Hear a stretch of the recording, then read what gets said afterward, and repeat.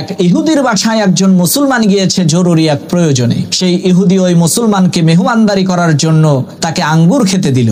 সুস্বাদু আঙ্গুরগুলো দেখে সেই মুসলমান লোকটি অত্যন্ত খুশি হয়ে সেই আঙ্গুরগুলো খাওয়া আরম্ভ করলো। তার আঙ্গুর খাওয়ার দৃশ্য দেখে সেই ইহুদি একটি মদের বোতল এনে তার হাতে দিয়ে বলল, ভাই এটা খান, এটা আরো বেশি মজা।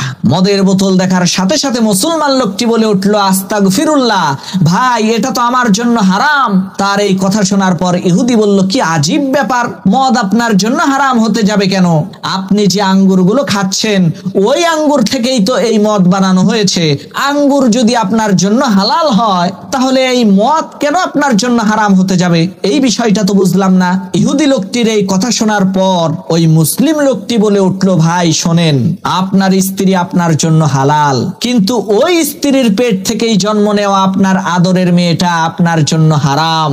যেমনি ভাবে স্ত্রী হালাল হওয়ার পরেও তার মধ্য থেকে বের হওয়া মেয়েটা আপনার জন্য হারাম, ঠিক তেমনি ভাবে আঙ্গুর আমার জন্য হালাল, কিন্তু ওই আঙ্গুরের মধ্য থেকে বের হওয়া মদটা আমার জন্য হারাম।